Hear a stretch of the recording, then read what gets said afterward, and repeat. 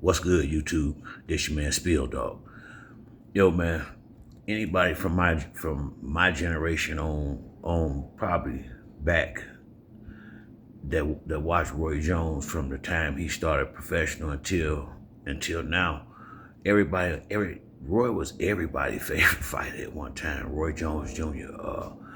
I'm gonna be a big Roy Jones Jr. fan my entire as long as I watch boxing. Roy was that guy once upon a time. You know, people don't realize Roy and Floyd, they really grew up and fought in the same era. I think Roy might have came on the scene maybe a year or two, maybe 2 or 3 years before Floyd, but for the most part, they was always right there on a pound for pound list together. Different, when Roy worked for HBO, he always called Floyd's fights fairly. He always, for the most part, what I watched was on Floyd's side. When they both was in their careers. You can just go back and look at some of Floyd's old fights when Roy Jones was calling a fight, and look at the admiration Roy had for Floyd and Floyd had for Roy. His uncle Roger, his father, they all was fans of Roy Jones Jr. This is facts, and Roy just, I think towards the end, Roy made a lot of bad business decisions, and when his athleticism kind of when the athleticism kind of faded, Roy was so used to getting away with breaking the rules in boxing, like certain things a fighter shouldn't do in the ring, and that's why Roy was so good, because and how he caught so many fighters off guard, because he broke all the rules, because he was so fast, so quick, and so good that he could get away with it.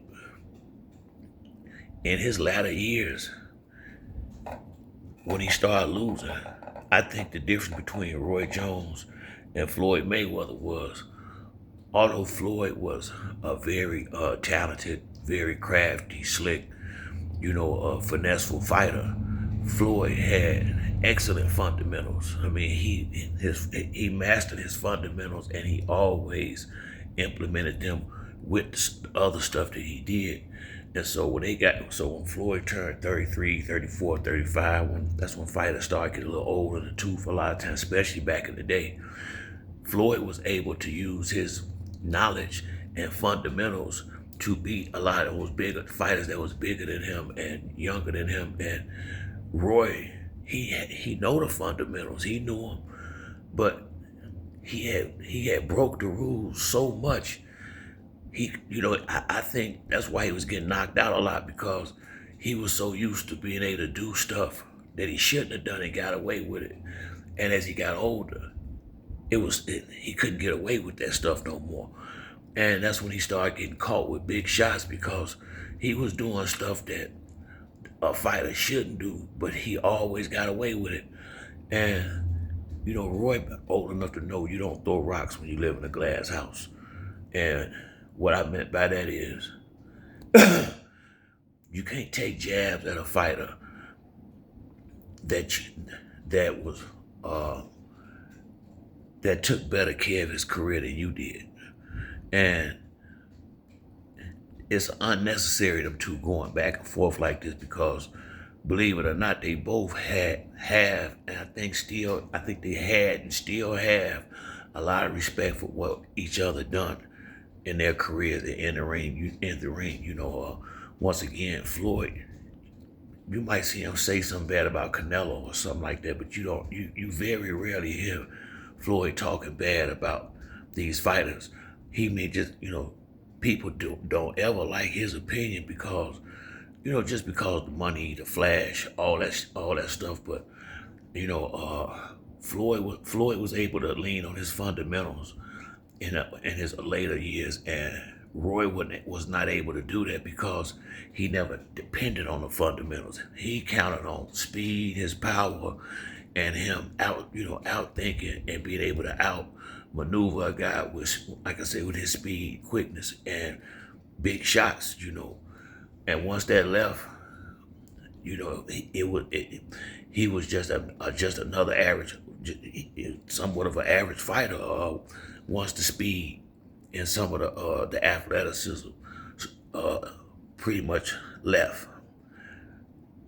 I hate this going on. I really do. I mean, and people keep saying, "Man, dude's so sensitive." It ain't the person that's sensitive is Roy Jones Jr. I ain't sensitive about it. The video I made was trying to explain to y'all why this shit going on, because Roy took a double jab at Floyd on videotape for the whole world to see when it wasn't necessary. I mean, but like once again, a man got a right to say what he got to say. Floyd didn't want to fight. Floyd didn't even say nothing. He just put out, "You say you know who you think would beat me." What Floyd was kind of saying without saying it, "I'm gonna show you who beat you." And shit, you can't. I mean, you. Facts is a whole lot better than fantasy if you making a point. And Roy talking about what he think would happen. Floyd showing motherfuckers what did happen. And you can't divorce Roy from the bad choices he made on the back end of his career. He did it to himself. He should have stopped after the first Antonio Tarver fight when he won. He should have stopped right there. Now, why he didn't stop? Maybe it was financial. Maybe he wanted more money. Or maybe he know deep down in his heart in that first fight with Tarver, he probably really lost that fight and wanted to go out there and redeem himself. Whatever the case may be, it turned into what it turned into. And you can't get mad at Floyd or nobody else because Roy went out there and jagged the back end of his career off. I really hate that he did it. It don't diminish how people that watched him do his thing in his prime. It don't diminish it, but for the legacy, he hurt himself bad. He hurt himself bad. Had he not fought on and on, losing like he did, people would take his words a lot more serious and respect it a lot more, because once you start getting knocked out like he did, it start fucking with your credibility out here. And Roy Jones will always be one of my boxing heroes. I know what he was once upon a time, but I also know what Floyd was when he was Pretty Boy Floyd, and he was knocking everything out too. I mean, once again, it ain't like Roy did a whole lot of shit Floyd didn't do, because he didn't. If anything, Floyd did a little bit more than Roy did. And I respect both fighters, me personally. I'm a big fan of both fighters, me personally. I think I was always a bigger Floyd Mayweather fan than I was Roy Jones Jr. And part of it is because, like when Roy signed the 10-fight, $100 million deal with HBO, he brought a lot of scrubs up in there. He really did. Now he fought, 3-4 scrubs fight a good fight. 3-4 scrubs fight a good fight. He did that, milking the contract, making the money easy, to some degree. It's easy money when a man go play a basketball game, lead a basketball game and go have a fight. I mean, that's when you in there with what he in the ring with. So I think that hurt Roy's career too, because the worst thing you can do once you make it to that top level in sports, especially boxing, you need to stay fighting the guys at the top level. And I think it hurt a lot of fighters when they try to hold on to the belt, or trying to milk a contract or something and fight a lot of easy fights when it's really good fights out there. And the difference between what Floyd did and what Roy did, Roy fought a lot of fights per year, but not a lot of great fighters at that during the time when he had that big contract. I think, damn, I can't think of this one dude. It was a couple of real good ones he had in there. I'll go through the resume at another time and probably talk about some of the guys Roy fought, but point being, Floyd stayed fighting up champions. Arturo Gotti, Sean Bay Mitchell, Zab Judah, Ricky Hatton, uh, De La Hoya, Sugar Shane, and he'll throw a Carlos Boderman in there, a Chop Chop Corley. These good fighters too. But Floyd stayed fighting at the right level. Even the ones that wasn't as good as him, they were still high B level fighters. But someone was A level, but Floyd's skills was way above everybody until he retired. If we being honest about it, and Roy was talented like that too. But once again, he never really stuck to the fundamentals, and I just believe this in my heart that he took a lot of easy fights in between, before he took the fight with Tarver. John Ruiz, yeah, he was a heavyweight, but just go watch John Ruiz fight. He was slow-footed, he punched slow. He was a lot bigger than Roy, now don't get me wrong, and he had to reach, but Roy had speed, athleticism. Roy had so many things, was able to do so many things better than this dude. And he just so happened to get the heavyweight title from Evander Holyfield at the time when he had it. And that's when Holyfield had turned, was old and, past his prime. And, Roy cherry picked the perfect heavyweight to go up there and challenge. Now, he still be the heavyweight, and he could have got hurt in there, because he did get caught with a big shot and staggered once or twice in that fight, but nobody expected John Ruiz to be able to beat Roy Jones, because we all knew Roy could just use his speed and athleticism, which he did, and outbox the dude, and that's exactly what he did.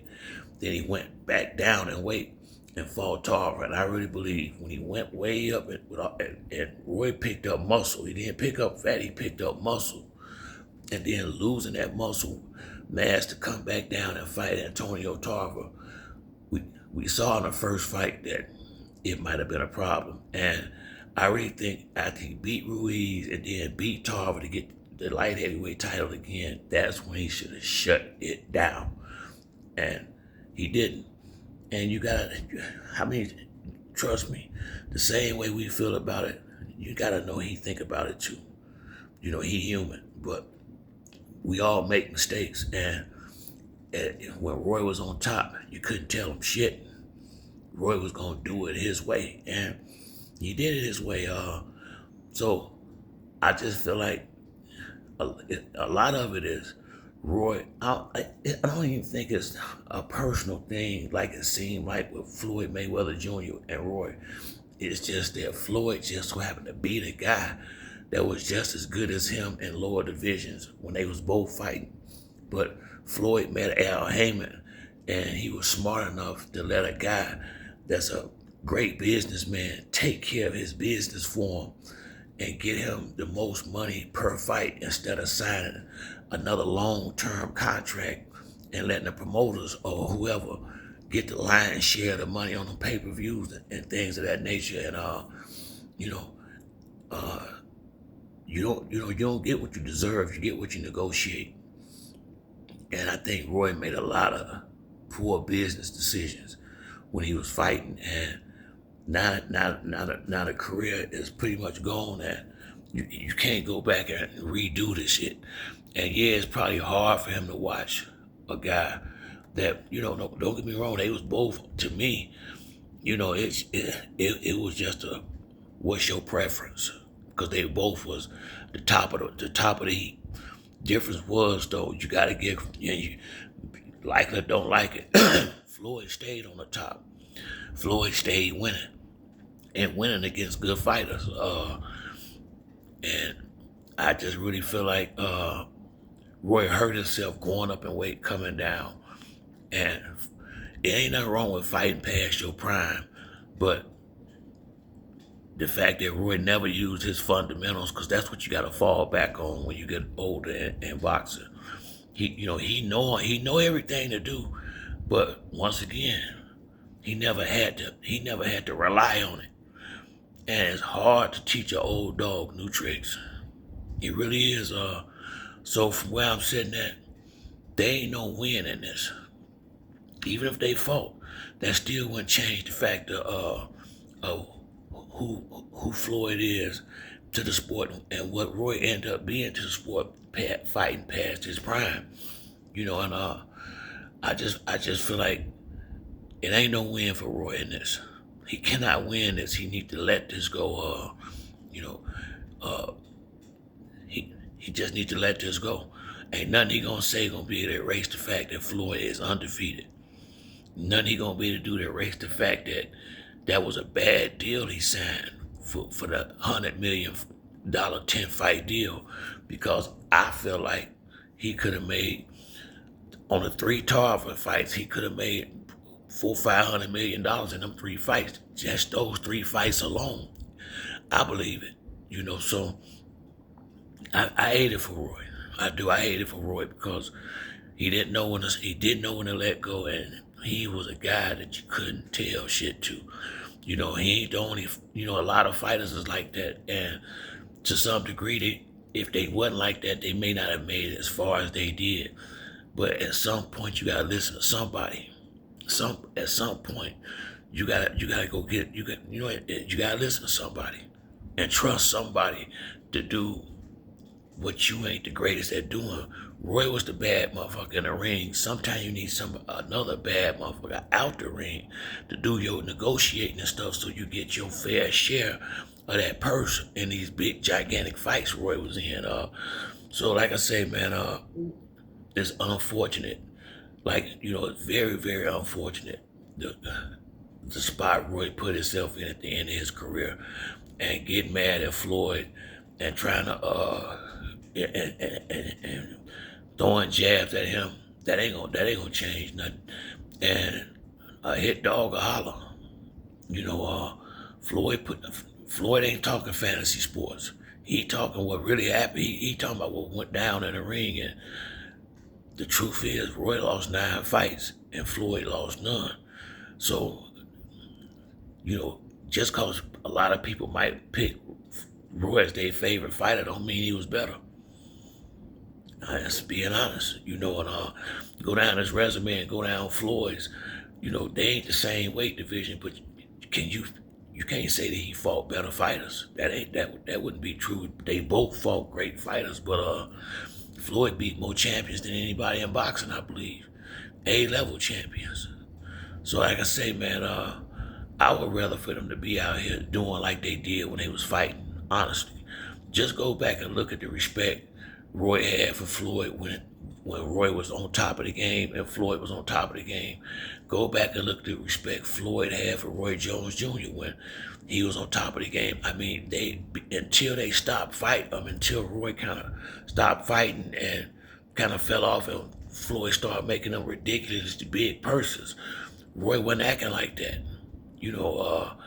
And like I say, man, some of this shit probably is a little hate that, and sometimes you can't hide that hate, because the bottom line, Roy has even said it before, Floyd was a smarter businessman and made better business decisions than him, and you can't change what happened, and it is what it is, man, and that's why I just wish this shit would stop, because they both hit most of our heroes in the sport, and if Roy can sit up here and talk fantasy boxing and talk about who would beat Floyd, it's okay for Floyd to show the world who beat Roy. Roy didn't like that shit, but hey, don't throw rocks when you live in a glass house. That would be the moral of the story here. But that's it for me on this video. If you like the video, hit the like or subscribe. Till the next time, it's your boy Spill Dog. I'm out.